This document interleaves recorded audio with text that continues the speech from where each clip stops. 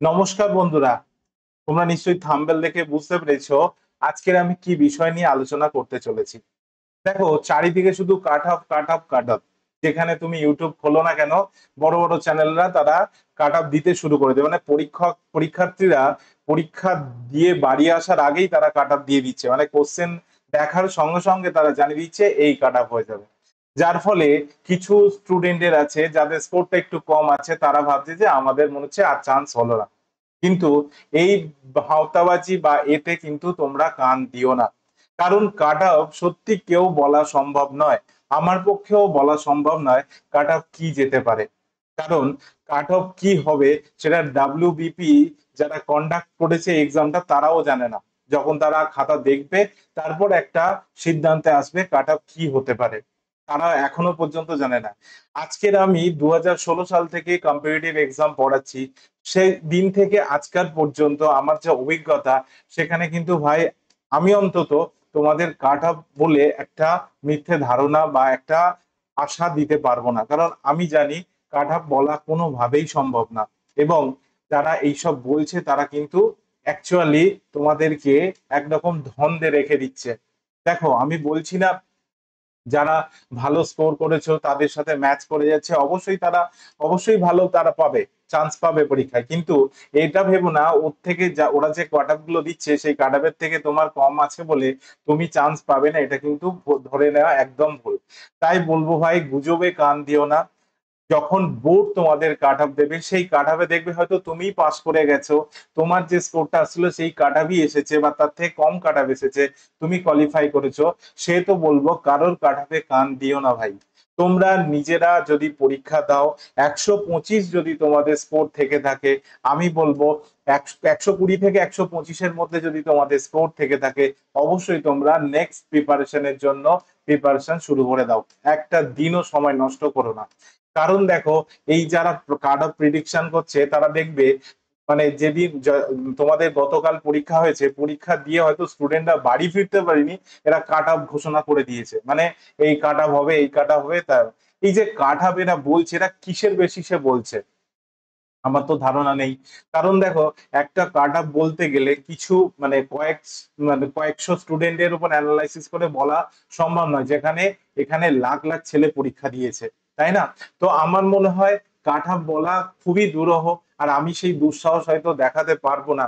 কারণ কি, দেখো কাট অফ আমি এক প্রকার বলবো, তোমরা সেটা শুনে কারোর দেখবে সেই কাট অফের উপরে আছে তারা খুশি হয়ে যাবে, কারো কাট অফ মানে আমার স্কোরে যেটা বলা আছে তার থেকে নিচেও হয়ে যাবে, তখন তোমাদের মনটা খারাপ হয়ে যাবে।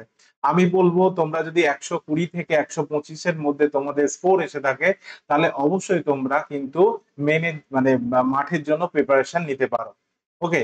তো দেখো, এখানে টোটাল ভ্যাকান্সি ছিল 1131। এর 20 গুণ তোমাদেরকে, 20 থেকে 25 গুণ হচ্ছে তোমাদের মাঠে ডাকবে। তাহলে ধরে রাখতে পারো প্রায় 20,000 থেকে 25,000 স্টুডেন্টকে মাঠে কিন্তু তোমরা ডাক পেতে চলেছো। এই 20,000 বা 25,000 স্টুডেন্টটা কিন্তু কম নয় ভাই, প্রচুর প্রচুর স্টুডেন্ট। তো এই 20-25 হাজার কিন্তু মাঠে তোমরা ডাক পেতে চলেছো। এবার মাঠ যারা কোয়ালিফাই করবে তারা মেন্সে ডাক পাবে। দেখো, এখানে প্রেজেন্ট ছিল আনুমানিক 65%, কেন অনেক স্টুডেন্টরা তারা পরীক্ষা দিয়ে এসে বলেছে যে হলে প্রেজেন্টের হার অনেকই কম। তা 65% ধরে নাও তোমাদের প্রেজেন্ট ছিল, সেখান দিয়ে কিন্তু তোমরা মাঠে ডাক পাচ্ছ 20 থেকে 25%, মানে সরি 20 থেকে 25 গুণ তোমরা ডাক পাচ্ছ।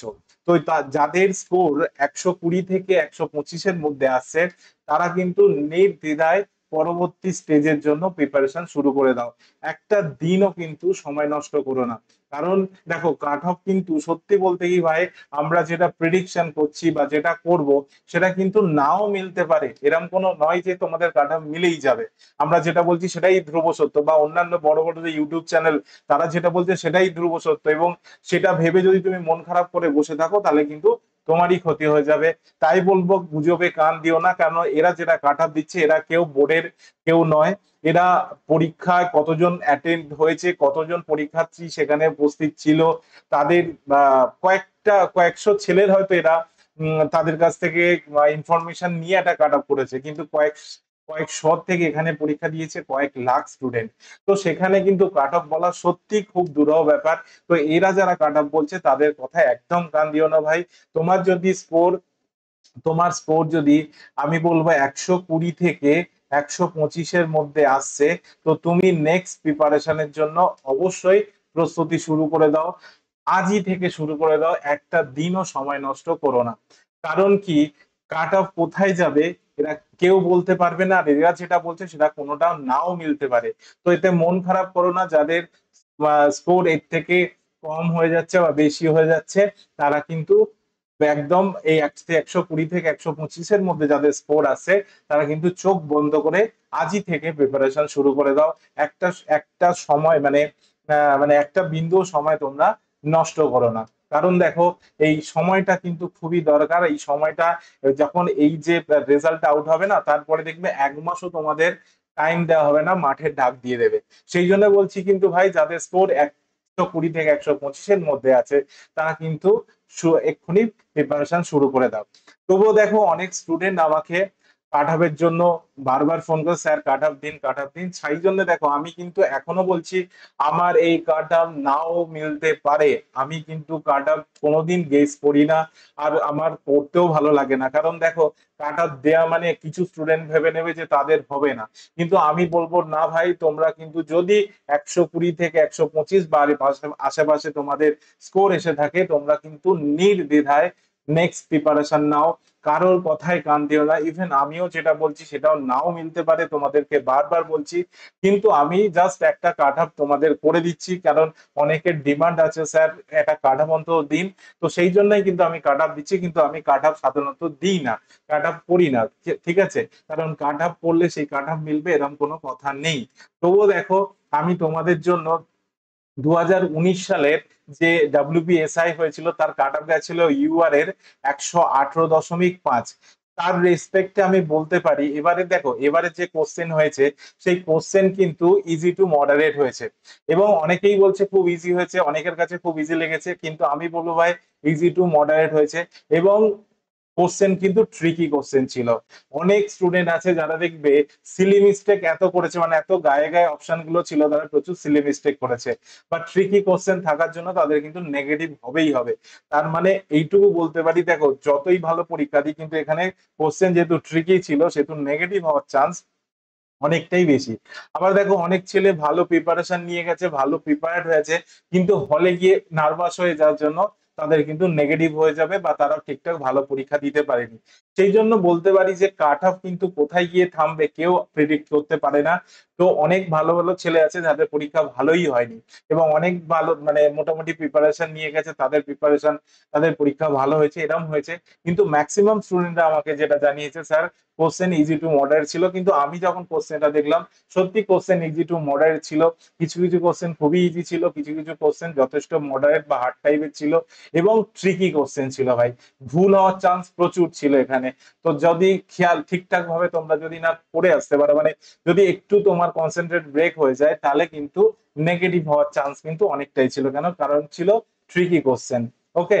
তো দেখো, আমি 2019-এর যে কাট অফ ছিল ইউআর এ ছিল 118.5। আমি 2025 সালের জন্য আমি জাস্ট, দেখো এখনো বলছি ভাই, এই কাট অফে তোমরা ধরে আগাবে না। যাদের স্কোর 120 থেকে 125-এর মধ্যে আছে তারা কিন্তু নেক্সট স্টেপের জন্য প্রিপারেশন নিতে পারো। তাহলে দেখো, আমি 125-এ ইউআর এর জন্য রাখছি 125 +- 5। তাহলে 125 যাদের আছে বা +- 5 যাদের আছে, তারা কিন্তু পরবর্তী মাঠের জন্য প্রিপারেশন নিতে পারো। আচ্ছা, ওবিসি এ দেখো 2019 সালে ছিল তোমাদের 110.5। তো এখানে আমি অনুমান করছি এটা যেতে পারে 116.5 +- 5। ওকে, +- 5 যেতে পারে, 116 +- 5 এর মধ্যে যেতে পারে। দেখো, এই সিডে ছিল, সরি, ওবিসি বি ছিল 118 2019 সালে। আমি 2025 সালে এদের দেখো, ওবিসি বি আর ইউআর এর মধ্যে কাটাবের কোনো ফারাক খুব একটা থাকে না। তো এদেরও আমি কাটাব 125ই ধরছি। ঠিক আছে, এদের 125 +- 5 তোমরা +- করে নিও। ঠিক আছে। এসসি দের দেখো 2019 সালে ছিল 112। ঠিক আছে। তো আমি এদেরকে রাখবো যেহেতু দেখো 112 ছিল, তো এদেরকে আমি বলতেই পারো এসসি, তো এসসিদের জন্য আমি এটা রাখছি 100, তোমার ধরো ধরে নাও 118, 118 যেতে পারে, 118 প্লাস মাইনাস 5। ঠিক আছে, 118 প্লাস মাইনাস 5 হচ্ছে এসিদের জন্য যেতে পারে। ওকে। এসটিদের দেখো 2019 সালে ছিল 77, এদেরকে আমি রাখবো 85 প্লাস মাইনাস 5। দেখো এসটিরা কিন্তু 85, দেখো কেন আমি 85 বা এই এসিদের 118 রাখলাম, দেখো বিগত আমাদের রাজ্যে কিন্তু কোনো পরীক্ষা হয়নি, ঠিকঠাক করে পরীক্ষা হয়নি, এবং ম্যাক্সিমাম ছেলেরা কিন্তু বেশিরভাগ রেলের প্রিপারেশন নিতে ব্যস্ত ছিল। এবং দেখো এইখানে যে এসআইয়ের যে ফর্ম ফিল আপ হয়েছিল, সেখানে কিন্তু যারা শুধু পুলিশের এক্সাম দেয় তারা নয়, যারা ডাব্লিউবিসিএস দিচ্ছে তারাও পরীক্ষা দিয়েছে, যারা অন্যান্য রেলের পরীক্ষা দিচ্ছে তারাও পরীক্ষা দিচ্ছে। তার মানে বুঝতে পারছো, যারা ডাব্লিউবিসিএস দিচ্ছে তাদের কাছে কিন্তু এই যে জিকে গুলো এসেছিল সেগুলো কিন্তু একদম জল ভাত, তারা কিন্তু কয়েক সেকেন্ডে কিন্তু এই জিকে গুলো সব উত্তর করে আসবে। জিকে ভুল হওয়ার চান্স তাদের কাছে খুব কম, দু একটা বাদ দিয়ে, দু তিনটে জিকে বাদ দিয়ে ম্যাক্সিমাম জিকে কিন্তু তারা একদম করে আসবে। আর যারা রেলের প্রিপারেশন নিচ্ছে তাদের কাছে তো ম্যাথ তো কোনো ব্যাপারই ছিল না, ম্যাথ যথেষ্ট সোজা ছিল, জিআইও যথেষ্ট সোজা ছিল, এবং জিকেও অনেকটাই সোজা ছিল। তো বলবো ইজি টু মডারেট যেহেতু ছিল, দেখো যেহেতু রেল যারা দিচ্ছে তারাও পরীক্ষায় বসেছে, যারা ডাব্লিউবিসিএস এর প্রিপারেশন নেয় তারাও বসছে, এছাড়া সমস্ত ক্যাটাগরি স্টুডেন্টরা যারা সমস্ত পরীক্ষা দেয় তারা কিন্তু বসেছে, সেহেতু কাট আপ কিন্তু এইরকম থাকতে পারে। আর ইডাব্লিউএস এর ক্ষেত্রে বলবো, আচ্ছা ইডাব্লিউএস এর ক্ষেত্রে দেখো আমি 85 রাখছি প্লাস মাইনাস 5 রাখছি। ওকে, ইডাব্লিউএস এর ক্ষেত্রেও কিন্তু আমি কাট আপটা 85 প্লাস মাইনাস 5। আর মহিলাদের জন্য বলবো এদের থেকে, এই যে এটা আমি মেলদের জন্য বলবো, ফিমেলদের জন্য বলবো এর থেকে 10 নাম্বার তোমরা প্রত্যেকটা ক্যাটাগরি থেকে কমিয়ে নিও, তোমাদের কাট আপ কিন্তু ওর মধ্যেই থাকতে যাবে, মানে থাকবে। ঠিক আছে। তো আশা করছি তোমরা বুঝতে পেরেছো। তো এই কাট আপ তোমাদের আশা করি থাকবে। তো আমি এখনো বলছি ভাই, আমি কিন্তু যে কাট আপ দিচ্ছি এই কাট আপ মিলতে পারে, নাও মিলতে পারে, দেখো কারণ কাট আপ বলা খুবই কষ্টকর বা খুবই দুরূহ, কারণ সম্ভবই না বলা। কেন, কত স্টুডেন্ট পরীক্ষায় বসেছে, কত তারা অ্যাটেম্প করেছে, কি করেছে, সেটা একটা হিউজ ডেটা পেলে তারপর সেটা প্রিডিকশন করা যায়, কিন্তু কয়েকশো ডাটা নিয়ে সেটা প্রিডিকশন করা বোকামি ছাড়া আর কিছু নয়। তো যাই তাই বললো ভাই, তো তোমাদের যাদের আমি এখনো বলছি, যাদের স্কোর 120 থেকে 125-এর মধ্যে থাকছে, প্রত্যেকে ইউআর ক্যান্ডিডেটের বলছি আমি এটা, 120 থেকে 125-এর মধ্যে থাকছে, তারা কিন্তু নেক্সট স্টেপের জন্য প্রিপারেশন আজই থেকে শুরু করে দাও। একটা টাইম কিন্তু সময় নষ্ট করো না। ইউআরদের কাট অফ মানে এখানে 120 থেকে 125, মানে অন্যান্য ক্যাটাগরি নিশ্চয়ই আরো কম হবে। তো তোমরা কিন্তু যারা এই পজিশনে আছো তারা কিন্তু একদম কোনো দিকে কান না দিয়ে, কোনো ইউটিউব চ্যানেল বা যত বড় ইউটিউব চ্যানেল হোক, কারোর কথায় কান দেওয়া, কারণ দেখবি যখন রেজাল্ট বেরোবে এদের কারোর কাটা মিলবে না। আমারও মিলবে এরকম কোনো কথা নেই কিন্তু ভাই, আমি বলছি যে মিলবে এরকম কোনো কথা নেই, কিন্তু আমি কোশ্চেন অ্যানালাইসিস করে আমার যতটুকু মনে হয়েছে যে এই কাট আপ যারা যাচ্ছ বা এই স্কোর যাদের আছে তারা কিন্তু নেক্সট প্রিপারেশনের জন্য তৈরি হতে পারো। কারণ কি দেখো, রেজাল্ট আউট বেরোনোর সঙ্গে সঙ্গে 1 মাসও কিন্তু তোমাদের টাইম দেবে না, মাঠের ডাক পড়ে যাবে। সেই জন্য যারা এই স্কোরের মধ্যে আছো তারা অবশ্যই প্রিপারেশন শুরু করো। কোনো কথায়, কারোর কথায় কান দিও না, তুমি যদি এই স্পোর্ট অ্যাচিভ করো তো অবশ্যই তোমরা কিন্তু প্রিপারেশন শুরু করো। তো ফ্রেন্ডস, আমি পলাশ স্যার ছিলাম তোমাদের সাথে। ভিডিওটা কেমন লাগলো অবশ্যই কমেন্টসে জানিও। যদি ভিডিওটা তোমাদের ভালো লেগে থাকে অবশ্যই চ্যানেলটাকে সাবস্ক্রাইব করে দিও।